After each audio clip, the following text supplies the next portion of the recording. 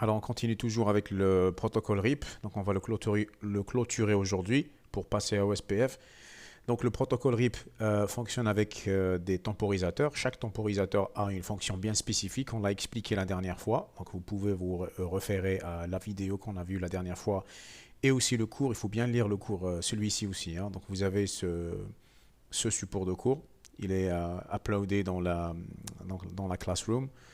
Il faut le lire aussi. Donc, en plus du résumé, ça c'est un résumé. Donc, vous avez le cours qui contient les détails dont vous avez besoin.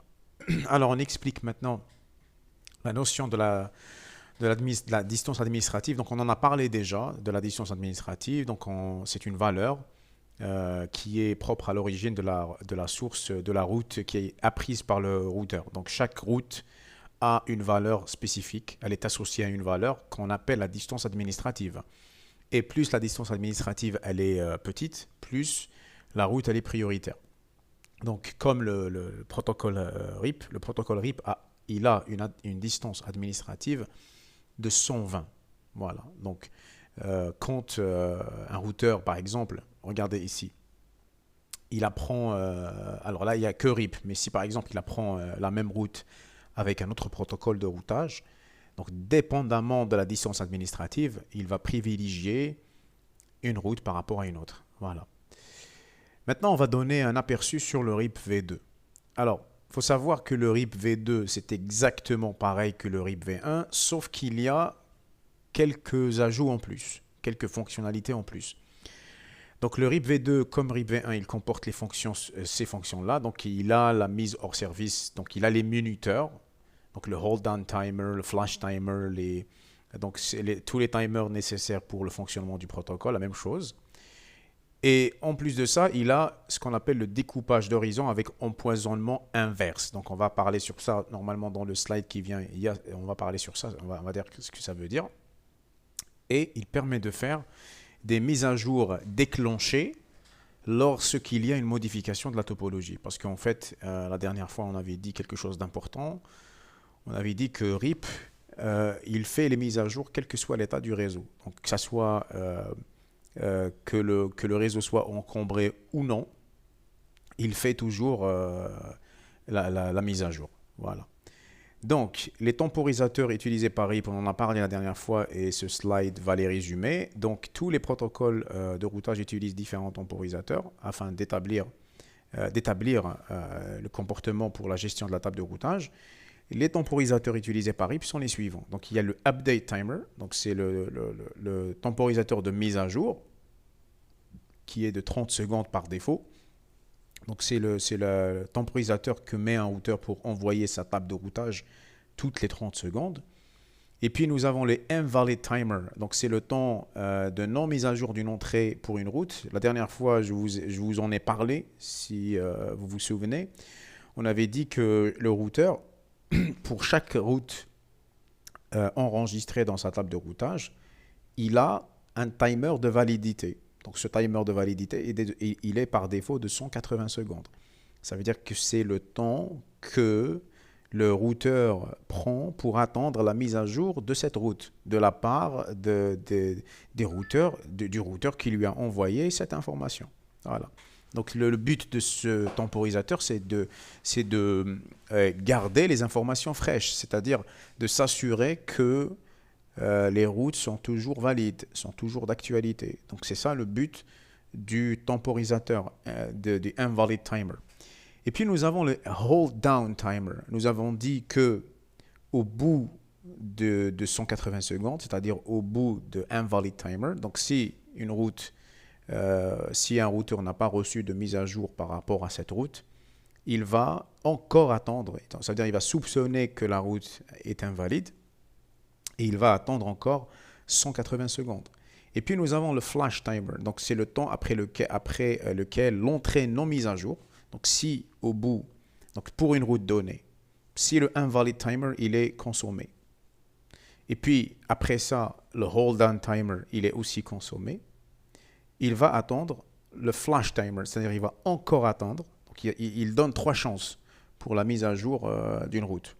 Tout ça pour vous dire qu'ils ont pensé aux problèmes de mise à jour, aux problèmes du trafic réseau il peut y avoir des soucis techniques qui fait qu'un routeur ne reçoit pas la mise à jour à temps. Donc c'est pour ça qu'il attend, qu'il utilise tous ces timers pour s'assurer en fait qu'il n'y a pas d'erreur. Il n'y a pas d'erreur de soupçon par rapport à la route.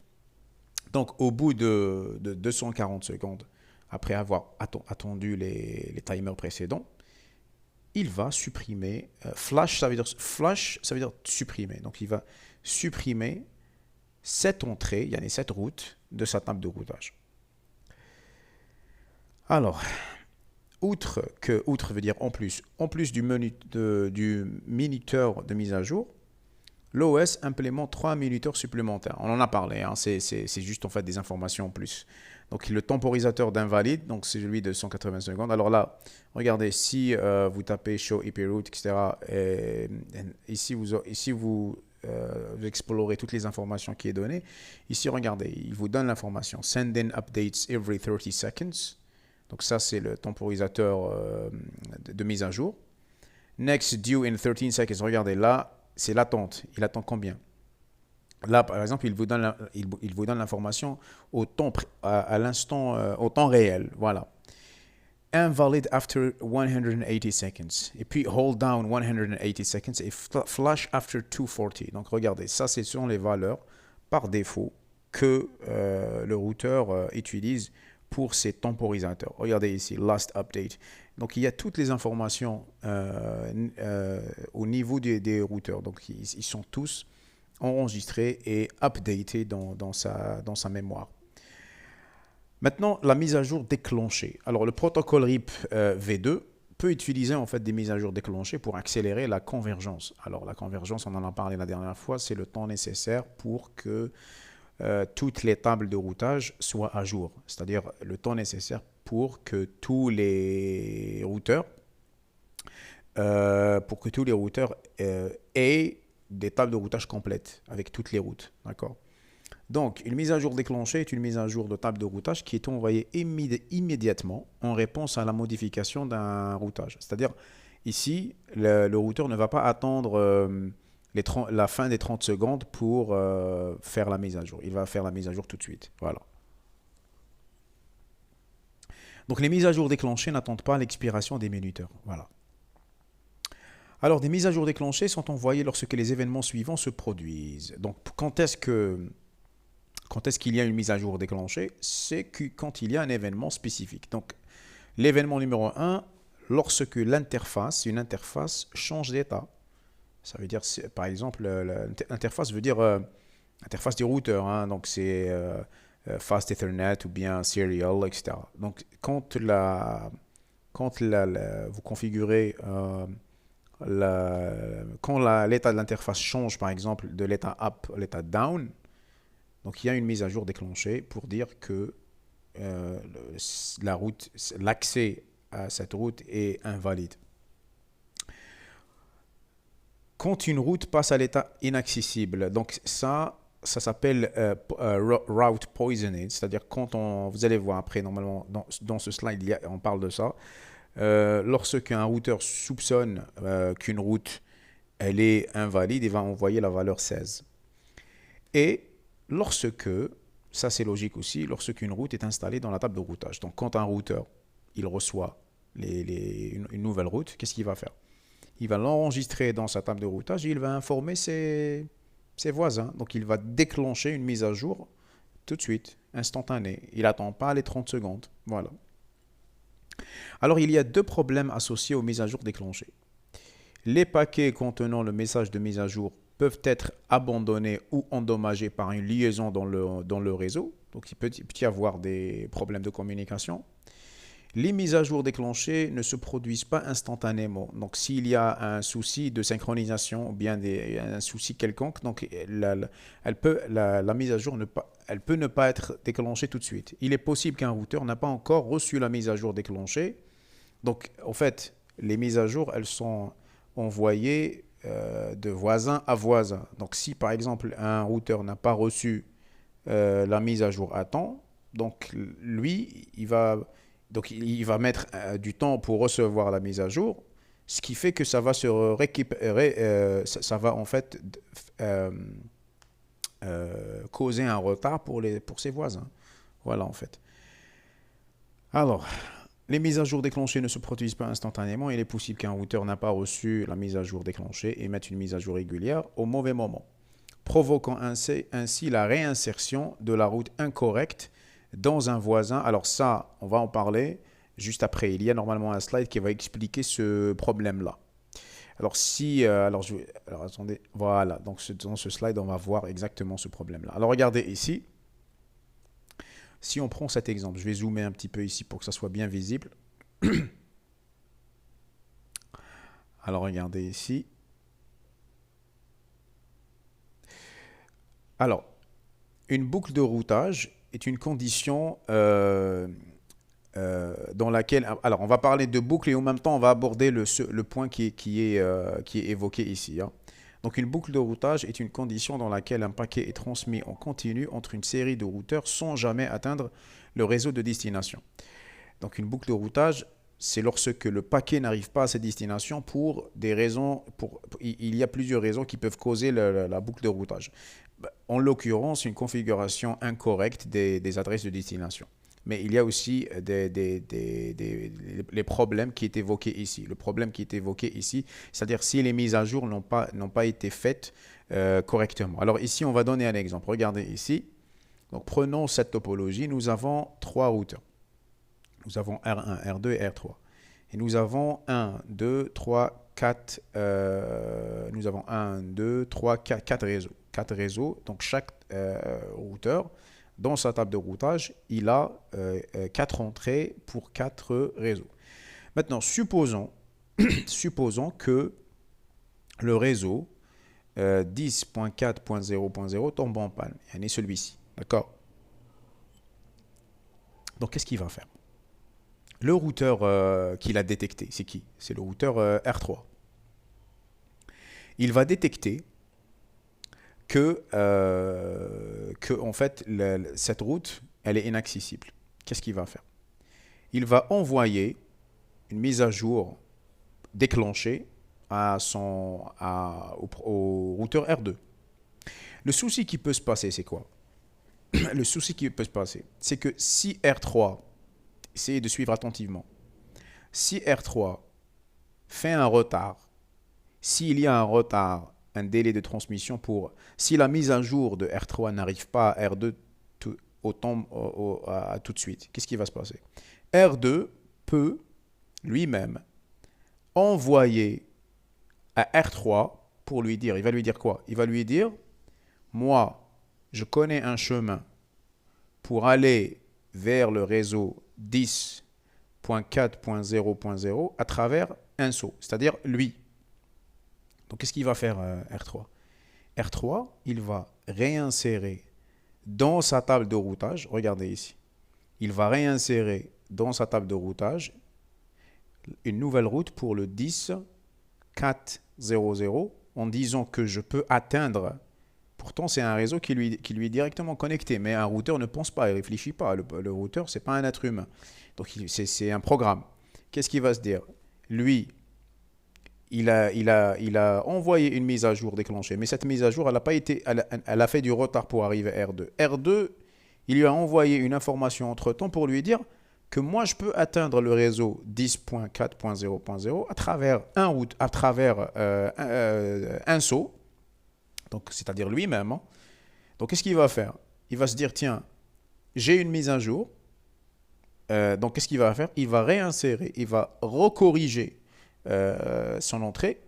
Il va se dire, moi, je peux aller vers le 10.4.00 à travers R2. Donc, regardez, c'est l'adresse, c'est l'interface S001, c'est-à-dire celle-ci. C'est-à-dire il va sortir de là pour aller vers R2 pour atteindre l'adresse qui lui est, le réseau qui lui est pourtant directement connecté à travers deux sauts. C'est-à-dire il va compter 1 et puis 2. Est-ce que vous voyez maintenant le problème? Est-ce que vous avez compris le souci du retard de la mise à jour déclenchée dans ce scénario? Est-ce que vous avez bien compris ou bien je réexplique? Dites-moi.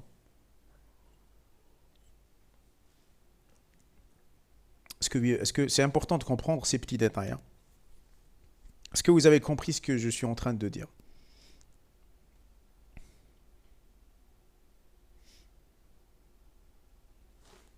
Alors, j'attends vos réponses. Alors, je vais réexpliquer doucement. Je vais reprendre la topologie. Il faut déjà avoir compris comment le RIP fonctionne, hein. Donc, la dernière fois, on a expliqué. Ici, nous avons trois routeurs. R1, R2, R3. D'accord. Initialement, on va redonner tout le scénario depuis le début. Essayez de suivre. Initialement, quand on allume les routeurs, la première chose à faire, c'est de configurer les interfaces. Donc pour chaque routeur, on va lui configurer deux interfaces. Parce que chacun a deux réseaux. Un réseau à gauche et un réseau à droite. Donc R3 par exemple, on va lui configurer cette interface. Et on va lui dire on va lui donner une adresse dans ce réseau-là. L'adresse pour son interface. La même chose ici. Tous les trois routeurs, on va leur faire la même chose. Donc la première des choses, qu'est-ce qui va se passer? Les routeurs vont insérer dans leur table de routage les réseaux qui leur sont directement connectés. Donc si on prend la table de R1, qui sont les routeurs qui sont directement connectés? C'est celui-là, il est là. J'espère que vous voyez, je vais zoomer un peu. Regardez. R1, il va insérer ce réseau-là. Ici. Il va se dire que moi, je peux atteindre ce réseau à travers FA00, cette interface, avec 0 saut. La même chose, il va insérer cette partie. Il va insérer plutôt ce réseau. Donc 10.2.0.0, il est là. Ça, c'est l'interface de sortie. C'est celle-ci. Il va se dire, moi, je peux atteindre le réseau à travers 0 saut. Parce qu'il lui est directement connecté.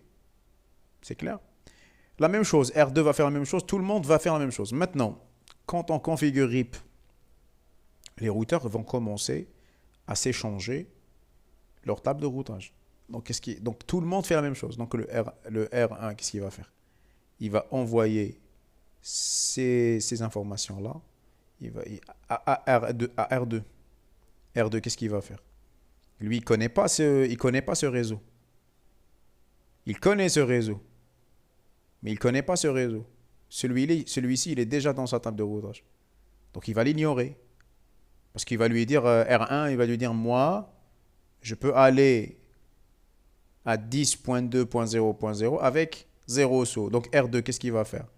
Il va recevoir de l'information, il va lui rajouter un 1, mais lui, dans sa table de routage, il a déjà une route vers ce réseau-là avec 0 saut. Donc 0, c'est inférieur à 1, donc il va ignorer l'information sur celui-là. Mais il va insérer ce réseau-là, il va l'insérer dans sa table de routage. Celui-là. Il est là, regardez. À travers un saut. Pourquoi? Parce que R1 va lui dire, moi, je connais un réseau, celui-là, et je peux l'atteindre avec 0 saut. Donc lui, qu'est-ce qu'il va faire? Il va rajouter un 1, parce qu'il va se compter lui-même. Donc il va rajouter un 1, il va compter R1, il va se dire, ok, moi je peux aller à ce réseau à travers cette interface avec un saut. Donc il va insérer cette route dans sa table de routage. Et la même chose de l'autre côté. La même chose du côté de R3. Il va recevoir l'information à travers de ce réseau-là, il va l'insérer. Très bien, tout le monde fait la même chose. À la fin, quand on atteint l'état de convergence veut dire que tous les routeurs ont terminé de construire leur table de routage. C'est bon? C'est clair? Maintenant, on passe au point dont on est en train de discuter. Qu'est-ce qui va se passer maintenant? Supposons que ce réseau-là, il tombe en panne. Pour une raison ou une autre. Il tombe en panne. Qu'est-ce qui va se passer? Le routeur R3, il va détecter cette panne. Il va la détecter. Quand il va la détecter, comment il va la détecter? À travers le temporisateur d'invalidité, the invalid timer, parce qu'il attend 180 secondes. Donc pour une raison ou pour une autre, il va détecter qu'il y a un problème. Il n'y a pas de signal, il y a un souci de réseau, l'interface, cette interface-là, elle est en panne, on ne sait pas, il y a un problème. Donc qu'est-ce qu'il va faire le routeur R3? Il va déclencher une mise à jour. C'est quoi le but de la mise à jour? C'est d'informer son voisin qu'il y a sur cette route, il y a un problème. Pourquoi? Il va l'informer pour que le R2 fasse le nécessaire dans sa table de routage.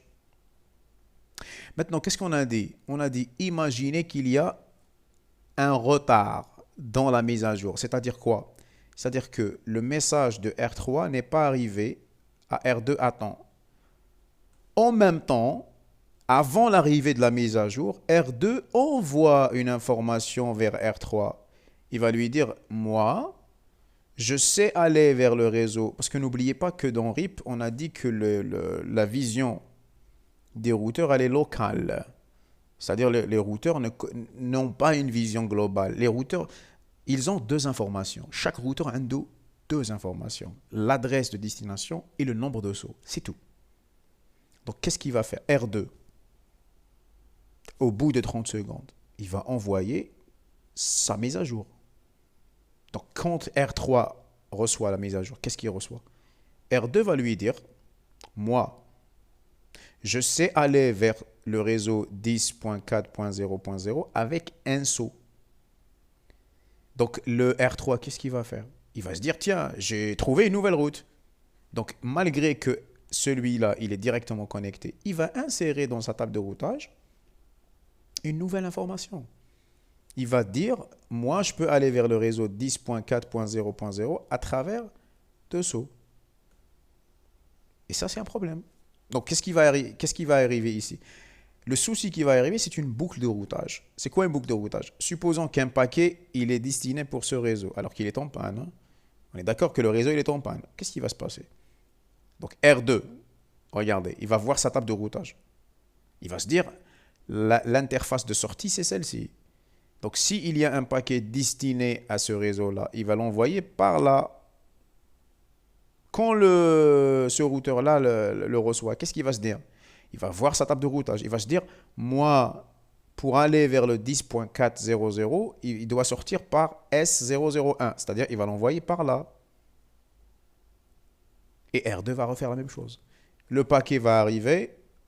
Il va se dire que moi, pour arriver vers le réseau, je sors le paquet par cette interface. Et ainsi de suite. Et donc, une boucle de routage va se former entre R2 et R3. Mais la bonne nouvelle, c'est qu'à un moment donné, le paquet va être détruit. Quand est-ce? Quand le TTL arrive à 0. Mais ça, c'est un problème. Ça, c'est un souci.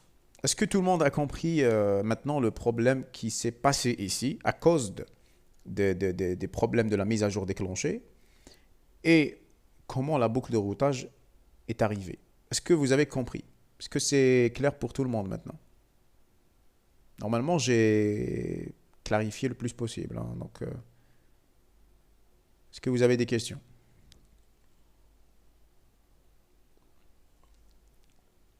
Donc, si vous n'avez pas de questions, ça veut dire que c'est clair. Regardez. Là, on va regarder. Là, on va relire ce point. C'est exactement ce que je viens d'expliquer. Les mises à jour déclenchées. Les mises à jour déclenchées, regardez. Les mises à jour déclenchées ne se produisent pas instantanément. Donc, il est possible qu'un routeur qui n'a pas encore... Regardez, je vais dézoomer ici pour que vous puissiez voir. Il est possible qu'un routeur qui n'a pas encore reçu la mise à jour déclenchée émette une mise à jour régulière au mauvais moment. C'est exactement le cas ici. Donc le R2 qui n'a pas reçu la mise à jour déclenchée au bon moment, il va émettre une mise à jour régulière. La mise à jour régulière, c'est-à-dire addict à chaque 30 secondes. Donc, il va émettre une mise à jour régulière au mauvais moment, provoquant ainsi la réinsertion de la route incorrecte dans un voisin déjà ayant reçu la mise à jour déclenchée. Là, dans cet exemple, c'est R3 qui a déclenché la mise à jour. Il l'a envoyé, mais puisque R2 n'a pas reçu la mise à jour au bon moment, donc il a envoyé une mise à jour régulière à R3 et R3 a réinséré la route dans sa table de routage, provoquant ainsi une incohérence. Donc c'est une erreur de... Donc une route incorrecte. Ça, c'est une route incorrecte parce que la destination, elle n'est pas valide. Voilà. Est-ce que tout le monde a compris ce mécanisme? Alors, on continue ici. Donc, la boucle peut être le résultat des problèmes suivants. Donc, quand est-ce qu'il peut y avoir des boucles? On va élaborer ça. Soit des routes statiques qui sont incorrectement configurées, ça peut arriver si on configure des adresses incorrectes. Donc, le routeur va chercher dans sa table de routage, il ne va jamais trouver ces adresses, donc il va la faire sortir par la route par défaut, donc elle va revenir vers lui, donc dépendamment bien sûr de la topologie. S'il y a des redistributions des routes configurées incorrectement, donc bien sûr, s'il y a une route incorrecte et que cette route elle est diffusée, donc les routeurs qui vont recevoir vont insérer cette route qui est incorrecte dans leur table de routage. La table de routage incohérente qui ne sont pas mises à jour en raison d'une convergence lente. Donc c'est exactement comme le cas qu'on vient de voir maintenant. Et les routes de suppression configurées ou installées incorrectement. Voilà, donc si ici, les routes ne sont pas supprimées de façon correcte et elles sont mises à jour, donc ça peut poser des problèmes des boucles de routage. Alors, une boucle de routage peut créer les conditions suivantes. Donc, quelles sont les conséquences? Parce que les boucles de routage, c'est un concept qu'on veut éviter à tout prix dans les réseaux. Donc, pourquoi? La bande passante, parce qu'on va consommer de la bande passante, la bande passante de la liaison est utilisée pour faire tourner le trafic en boucle entre les routeurs dans une boucle, donc de façon inutile. Donc, ça utilise la bande passante alors que les routes ne sont pas correctes. Le processeur du routeur est fortement sollicité en raison des paquets tournant en boucle. Bien sûr, parce que n'oublions pas que le routeur va faire un travail. Il va rechercher dans sa table de routage, il va décider quelle est la prochaine destination, etc. Donc, c'est des ressources CPU. D'accord?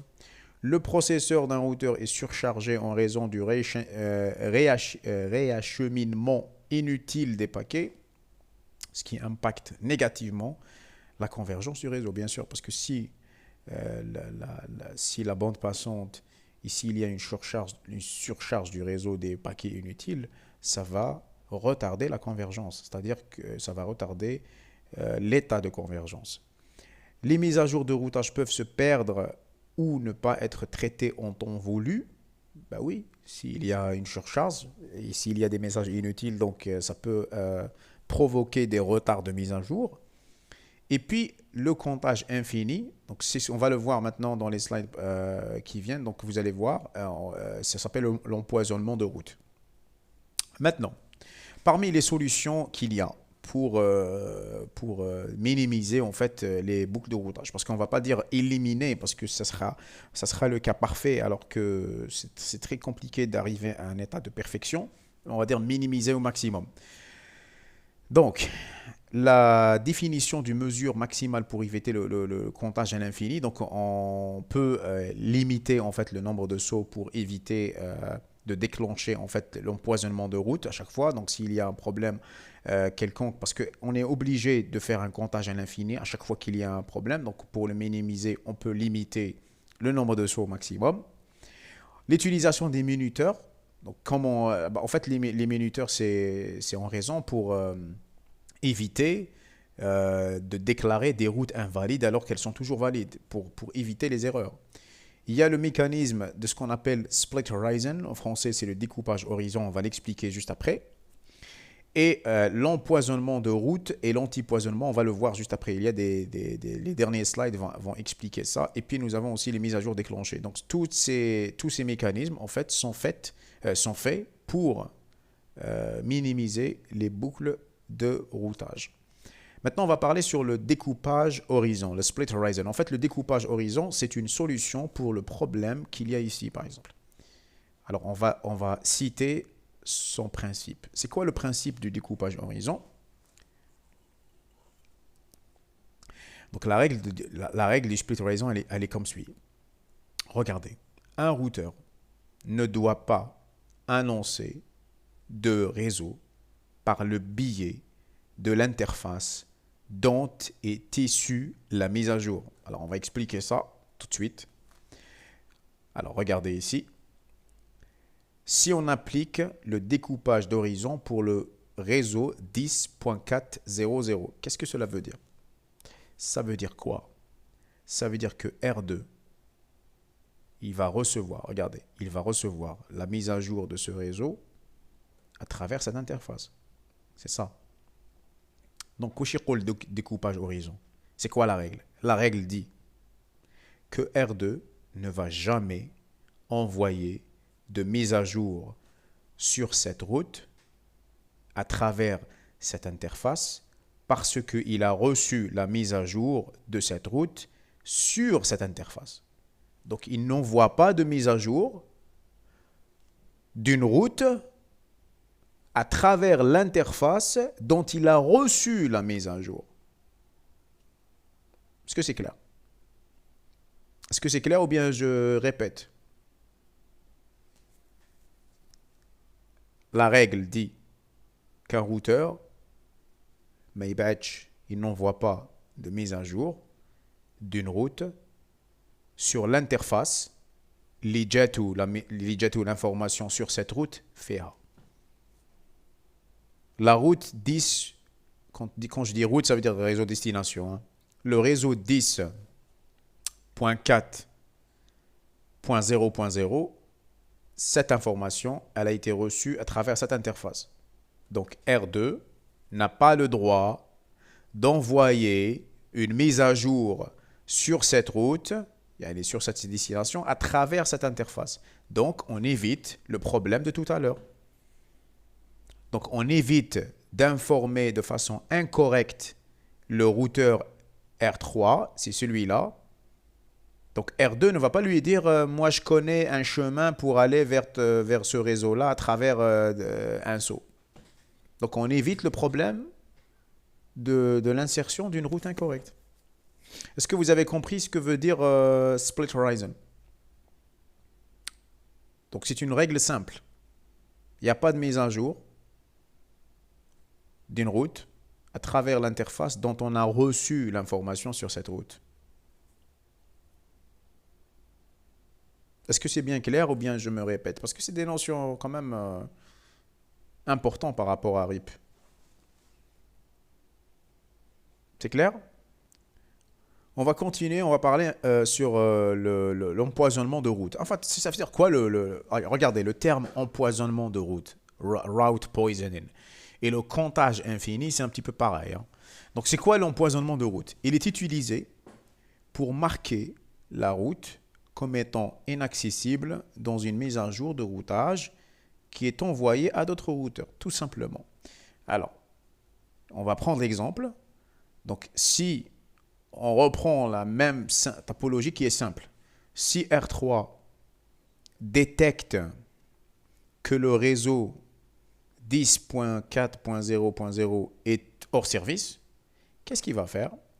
Il va utiliser l'empoisonnement de route ou bien ce qu'on appelle la métrique infinie. C'est quoi la métrique infinie? C'est 16. Il va envoyer quoi? Une mise à jour à ses voisins en mettant la valeur 16. Donc quand le routeur R2 va recevoir une mise à jour de la part de R3 sur ce réseau-là avec la valeur 16, il va comprendre que la route est devenue inaccessible. Et il va aussi faire la même chose. Il va envoyer cette information à son voisin qui est à gauche pour lui donner l'information, pour que tous les routeurs fassent le nécessaire. C'est-à-dire ils vont utiliser le invalid timer, flash timer, hold down timer. Ensuite, ils vont supprimer cette route de leur table de routage. Maintenant, c'est quoi le split horizon avec empoisonnement inverse? Donc l'empoisonnement inverse, c'est quoi? Tout simplement, on va faire une exception sur le split horizon. Donc, qu'est-ce qu'on a dit? On a dit que le routeur R2, si on applique le split horizon, il n'a pas le droit d'envoyer la mise à jour sur ce réseau-là à travers cette interface. Pourquoi? Parce qu'il a reçu l'information sur cette route à travers cette interface. Il n'a pas le droit d'envoyer des mises à jour. Il n'a pas le droit de dire à R3, donc ça c'est R3, il n'a pas le droit de lui dire, écoute, moi je connais un chemin pour aller vers le réseau 10.400 à travers un saut. Il ne va pas lui dire ça. Par contre, il y a une exception. Il peut faire un empoisonnement inverse. Ça veut dire qu'il peut envoyer l'information de 16 pour le routeur R3. Il a le droit de faire ça. Ça s'appelle l'empoisonnement inverse. Donc, j'envoie l'information du comptage infini, on est sur l'invalidité d'une route, par la même interface dont j'ai reçu l'information. Voilà, c'est ce qu'on appelle split horizon avec empoisonnement inverse. Très bien, maintenant on termine avec ça. Donc le RIP V2 apporte aussi quelques améliorations par rapport à RIP V1 qui est l'authentification, donc il apporte plus de sécurité. Alors le problème de sécurité propre à tout protocole de routage est le risque d'accepter des mises à jour de routage invalides. Donc si on suppose qu'il y a en fait des entités malicieuses qui cherchent à rediriger le trafic vers eux pour une raison ou pour une autre. Donc c'est pour ça qu'il y a des mécanismes d'authentification pour pallier à ces problèmes-là. Les protocoles RIP V2, EIGRP, OSPF, IS et BGP peuvent être configurés pour authentifier les informations de routage. Donc pour que chaque message alors on fait confiance aux entités, aux périphériques qui sont authentifiés. Les routeurs n'acceptent que les informations de routage des autres routeurs qui ont été configurés avec le même mot de passe ou les mêmes informations d'authentification. Voilà. L'authentification, en fait, ne chiffre pas la table de routage. C'est juste, en fait, des mécanismes d'authentification. C'est comme des logins pour s'assurer que les périphériques sont de confiance. Maintenant, ça, en fait, la dernière fois, ça, on l'avait vu. Hein, donc, ça s'appelle, en fait, ça, c'est juste une information répétitive. C'est juste pour vous montrer que RIP peut faire ce qu'on appelle le résumé de route. Alors, on a expliqué la dernière fois comment on fait le résumé de route. Hein. Donc, comment le résumé de route est fait. Donc, si par exemple, on veut résumer ces quatre routes. Donc, quand je dis route, alors regardez, quand je dis route, ça veut dire adresse-destination. Hein. Si on veut résumer ces quatre routes en une seule adresse, donc qu'est-ce qu'il va faire le routeur? Bon, on avait vu comment ça se passe. Donc, les adresses sont transformées en binaire. Et puis, si on va aller de gauche à droite, on va voir tous les bits qui sont similaires. On va les passer jusqu'à arriver à une colonne où les bits ne sont pas les mêmes. Regardez ici. Donc, de gauche à droite, les adresses 172.20 et .21.22.23 sont similaires jusqu'à arriver ici. Et là, c'est la différence. Donc, le masque du résumé s'arrête là. Et la nouvelle adresse, regardez ici. Donc, ça, c'est un /14. Et la nouvelle adresse, c'est celle-ci. Donc, le résumé de toutes ces routes, c'est 172.20.0.0. Voilà. Donc, c'est quoi le but du résumé? C'est que s'il y a une seule interface qui va nous emmener vers les 5 destinations, on peut résumer toutes les destinations en une seule adresse avec un masque calculé de cette façon. C'est le résumé de routage. C'est ça le résumé de routage. Très bien, donc on a terminé pour RIP. Je fais RIP. Donc ça, c'est les références pour ceux qui veulent... Enfin, c'est là d'où j'ai tiré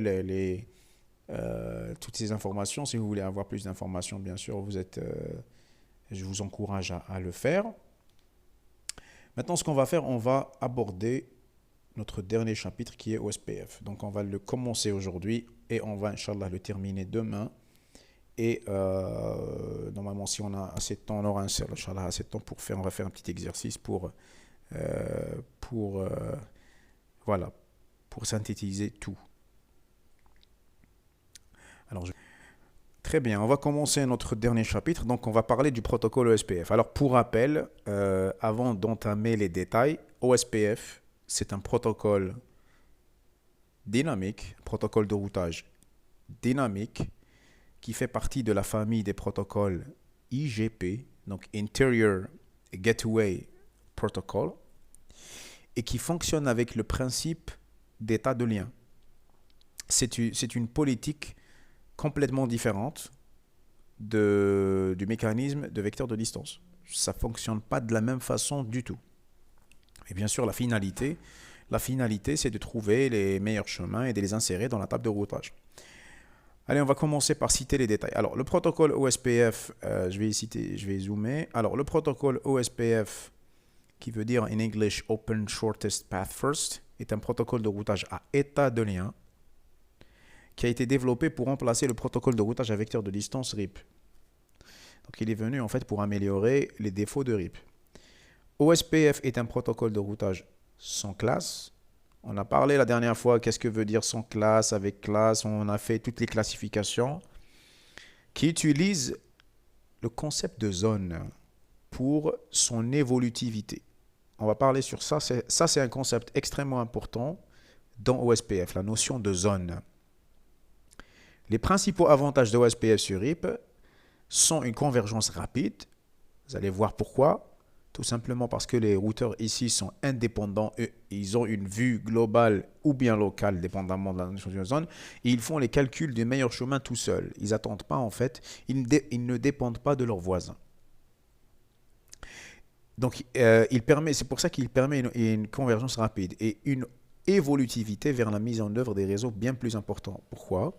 Parce que contrairement à RIP, le protocole OSPF n'impose pas un nombre de routeurs limité. Parce que comme nous avons dit, et comme vous le savez probablement, dans RIP, le nombre de sauts maximal, c'est 15. On ne peut pas avoir plus que 15 sauts. Donc c'est pour ça que le protocole OSPF est venu pour pallier ce problème-là. Oui? Ah, vous n'arrivez pas à voir l'écran. Ah, je m'excuse. Je pensais. Bon, de toute façon, c'est enregistré. Donc, donc, qu'est-ce qu'on a dit? On a dit que le principal avantage de OSPF, c'est qu'on n'est pas limité par le nombre de routeurs. Dans RIP, le nombre maximal de routeurs, c'est 15. La valeur 16, elle est utilisée pour l'empoisonnement de routes, comme on vient de voir. C'est ce qu'on appelle le comptage infini. C'est pour déclarer une route comme étant invalide. Dans OSPF, en pratique, enfin, en théorie, il n'y a pas de limite. Mais j'étais curieux de voir, en fait, de chercher ce concept sur le plan pratique. Donc, Cisco recommande de ne pas dépasser 50 à 60 routeurs par zone. Voilà, pour éviter en fait des problèmes de surcharge, etc. Mais en théorie, contrairement à RIP, OSPF a été pensé pour enlever cette limitation de nombre de routeurs. Le OSPF V2 est défini pour les réseaux IPv4 et le OSPF V3 est défini pour les réseaux IPv6. Alors dans notre cours, on va s'intéresser, c'est un petit peu après la même chose, mais on va s'intéresser au routage IPv4. Donc voilà. Donc OSPF est capable d'assurer un routage de type of service, ça c'est une information aussi qui est en plus à connaître. Il peut aussi assurer l'équilibrage de charge sur plusieurs routes. Alors même RIP peut faire ça, hein. Donc même le RIP V2 peut assurer l'équilibrage de charge. Alors c'est quoi l'équilibrage de charge? Normalement vous le savez, l'équilibrage de charge c'est que quand un routeur il a dans sa table de routage 2 chemins ou bien 3 chemins différents vers la même destination. Donc, qu'est-ce qu'il va faire? Il va équilibrer les paquets, il va diviser en fait les paquets destinés à cette destination à travers les chemins qu'il a dans sa table de routage. C'est pour alléger en fait, pour optimiser l'envoi des données. Alors, OSPF utilise l'algorithme SPF. SPF qui veut dire Shortest Path First. Donc, c'est ce qu'on appelle l'algorithme de Dijkstra. Donc, vous connaissez ça à travers le module théorie des graphes. Donc, le chemin le plus court. Alors, plus connu sous le nom de l'algorithme de Dijkstra, afin d'élire la meilleure route vers une destination donnée. Donc, cet algorithme, il cumule en fait les coûts de chaque chemin depuis sa source vers sa destination. Alors, on va expliquer ça à travers un exemple. Donc, il n'y a pas mieux que les exemples pour comprendre les choses. Alors, regardez ici. Supposons que nous avons cette topologie. Donc, on a R1, R2, R3, R1. On a 5 routeurs. 5 routeurs, combien de réseaux? Alors, on va compter 1. Donc, entre R1 et R2, 2. Ici, entre R2 et R5, 1, 2, 3, 4, 5, 6 et 7. Nous avons 7 réseaux. Nous avons 7 réseaux. D'accord? Alors, je vais faire ça. Alors, regardez. Ça, c'est le premier. Ça, c'est le deuxième. Troisième. Quatrième. Cinquième. Sixième et septième. Ça, c'est un seul réseau. Ça, c'est un seul réseau. D'accord? Il ne faut pas faire l'erreur de compter, de considérer le switch comme étant un routeur. Alors, ça peut arriver, mais il faut pas faire cette erreur. Alors, supposons que le routeur R1, c'est qui? C'est celui-là. Supposons que du routeur R1, on cherche à atteindre le réseau 192.168.1.0. Si on utilise le protocole RIP, quel sera le chemin choisi par R2, par R1? Ça sera celui-là. Parce que si on parle de RIP, hein, pour voir. Alors, on va parler de RIP juste un petit peu pour donner en fait la différence avec OSPF. Donc, le RIP, sa métrique, c'est le nombre de sauts. Il y a combien de sauts? Alors, on va voir quel est le chemin, quels sont les chemins possibles. Le premier chemin possible, c'est celui-là. R1, R2, un saut, R3, R4, pour arriver à la destination. Il y a combien de sauts ici? Alors, si on parle en pratique, c'est-à-dire sans compter le R1, 1, 2, 3. Ça, c'est la première possibilité. La deuxième possibilité, c'est quoi? C'est ce chemin-là. Alors, je vais effacer ça pour que vous pouvez voir. La deuxième possibilité, c'est ce chemin. R1, attention ici. R1, R5, R4. Donc, il y a combien de sauts? 1, 2. Donc, si on utilise RIP, il va choisir ce chemin. Par contre, OSPF, comment il fonctionne? OSPF, il ne se base pas sur la notion de saut. Il se base sur la notion de coût. Et le coût, comment il est calculé? Il est calculé sur la base de la bande passante. On va voir, il y a une petite formule, je vais la présenter juste après. Il se base sur la bande passante pour choisir le meilleur chemin. Et donc ici, le cumul, hein, on va voir les chemins possibles avec OSPF. Ce que vous voyez ici, c'est le coût des liens. Donc le lien entre R1 et R2, c'est 1. Le coût entre R2, R1 et R5, c'est 10. Il faut savoir que plus la valeur du coût est petite, plus le chemin est meilleur. Parce que ça, en fait, si vous voulez comprendre ça de façon, on va dire, ludique, le coût, c'est comme l'argent. Plus tu payes moins, plus c'est mieux. Si vous voulez le comprendre comme ça. Donc, plus le coût ici, plus la valeur, elle est petite, plus c'est mieux. Donc, ici, on va voir les chemins possibles.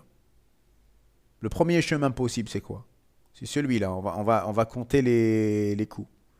Donc, pour arriver à la destination, premier chemin possible, je vais passer de R1 vers R2. Donc, j'ai un coût de 1, plus. Je passe de R2 vers R3, j'ai un autre coût de 1, plus R3 vers R4, j'ai un coût de 10,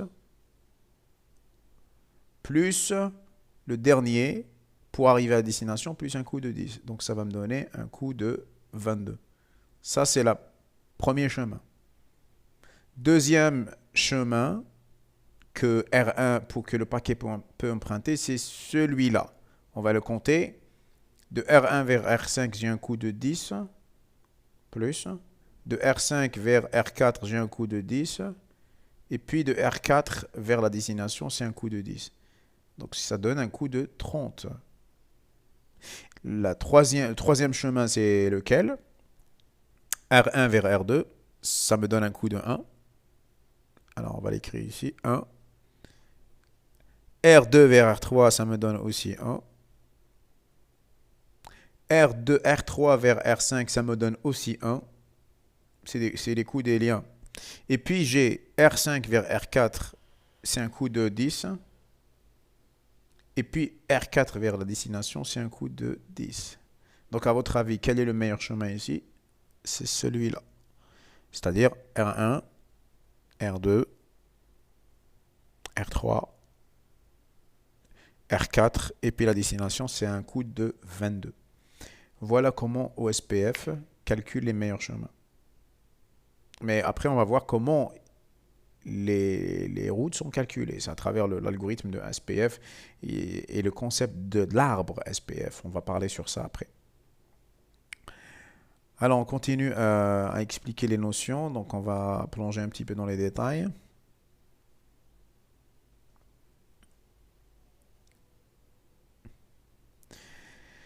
Alors, supposons que le routeur R1, on cherche à atteindre ce réseau-là. Le protocole RIP choisira la route passant par R5, c'est celle-ci. On en a parlé. Puisque c'est la plus courte en termes de sauts. En termes de nombre de sauts, pour être plus précis. Si on suppose que les liens représentés sous format éclair soient rapides, Ethernet à 100 mégabits par seconde, et que le lien droit donc, soit lent, donc celui-là, donc sont à 10 mégabits par seconde, le choix de RIP n'est plus approprié. Le OSPF ne va pas choisir du tout le même chemin. OSPF fonctionne différemment. Il attribue un coût à chaque liaison. Donc liaison veut dire lien. Afin de privilégier l'élection de certaines routes. Plus le coût est faible, plus le lien est intéressant.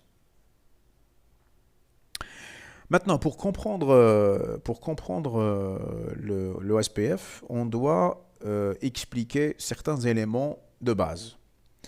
On va définir c'est quoi la métrique OSPF. On va parler du concept de lien et on va parler surtout du concept d'état de lien parce que c'est le mécanisme utilisé par OSPF. Alors, la métrique OSPF, on vient de le dire, c'est le coût. Maintenant, c'est quoi le coût? Comment il est calculé? C'est quoi? Donc, la métrique OSPF s'appelle le coût. Le coût d'une route est la valeur cumulée, donc c'est la somme, depuis le routeur jusqu'à sa destination. Alors ça, c'est une citation d'un document RFC. Donc la dernière fois, normalement, je me souviens, j'ai parlé sur ça. Je vous avais dit qu'il y a des documents officiels qui s'appellent RFC, qui servent de référence pour définir tous les protocoles qui ont été inventés. Alors, un coût est associé, donc ça c'est une citation, un coût est associé au niveau de la sortie de chaque interface de routeur. Alors attention, là on doit comprendre une chose. Ça c'est très important parce que généralement il y a beaucoup d'étudiants qui ne font pas attention à ça. Alors regardez, je vais dire un truc important. Le coût, il n'est pas associé. Nous quand on explique, on résume. On dit que le coût de lien. Mais attention. Le coût, il n'est pas associé à un lien. Il est associé à une interface. C'est-à-dire quoi? Ça veut dire que cette interface, elle a un coût. Et cette interface, elle a un coût. Quand les coûts sont les mêmes, on dit que le lien, par exemple ici, si cette interface, elle a un coût de 1 et cette interface, elle a un coût de 1, on dit que le coût du lien est 1. Mais attention, on pratique. Mais en réalité, les interfaces, même sur un même lien, peuvent avoir des coûts différents. On peut choisir le coût. On peut le choisir pour, par exemple, privilégier une route par rapport à une autre. Donc, il faut faire bien attention à ce qui est écrit ici. Un coût est associé au niveau de la sortie de chaque interface de routeur. Le coût, il est associé à une interface. D'accord? Ce coût-là, il est configurable par un administrateur système. On peut le configurer, on peut donner le coût. Plus le coût est faible, plus l'interface sera utilisée pour acheminer le trafic. Donc plus le coût est faible, plus c'est une meilleure route. J'espère que vous avez bien compris ça.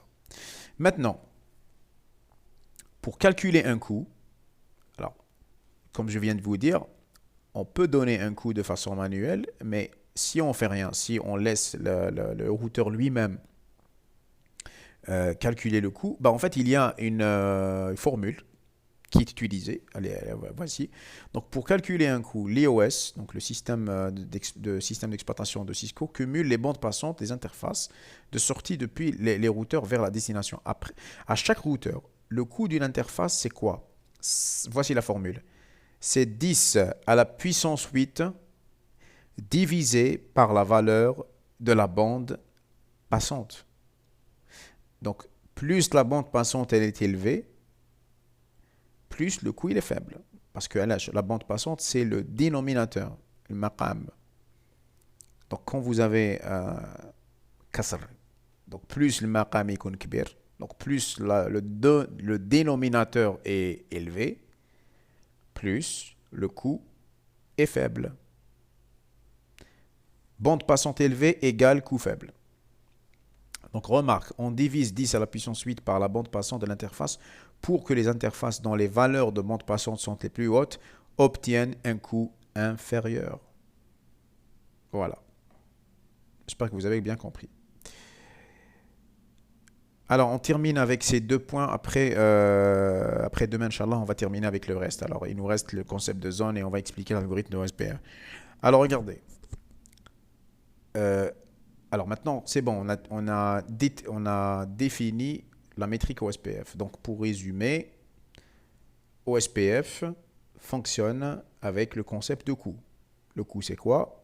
C'est une valeur qui est associée à l'interface d'un routeur. Bon, si le routeur a plusieurs interfaces, il aura plusieurs coûts, ça c'est sûr. Pour chaque route, il y a un coût. Et la valeur du coût, comment elle est calculée? Donc, il y a deux possibilités. Soit elle peut être configurable par un administrateur, soit elle est calculée avec cette équation. C'est 10 à la puissance 8 divisé par la valeur de la bande passante. Plus la valeur de la bande passante elle est élevée, plus le coût il est intéressant, il est meilleur. C'est-à-dire quand je dis meilleur, ça veut dire il est plus petit. Maintenant, on va parler sur la notion de lien, parce qu'on est dans le mécanisme d'état de lien. Dans les protocoles de routage à état de lien, un lien désigne une interface. Regardez, un lien désigne une interface. C'est quoi l'état de lien? L'état de lien, ce sont les informations qui sont relatives. Alors, les informations relatives à l'état de ces liens sont appelées états de lien. Donc, ce sont les informations relatives à ce lien, c'est-à-dire à l'interface. Donc, quelles sont les informations qui sont incluses? Après, on va voir un exemple, parce que ce qui est bien dans ce cours, c'est qu'il y a des définitions, et ensuite, il y a des exemples où on applique ces définitions. Alors, les informations d'état de lien, c'est quoi? C'est l'adresse IP et le masque de sous-réseau de l'interface. C'est le type de réseau. Par exemple, est-ce que c'est Ethernet? Est-ce que c'est Serial? Etc. C'est le coût du lien, c'est-à-dire le coût de l'interface. Et éventuellement, la liste des routeurs voisins. Et on va voir ça par la suite. Alors, on va s'arrêter ici pour aujourd'hui. Et demain, Inch'Allah, on va continuer avec les autres notions et on va expliquer le mécanisme de OSPF en détail.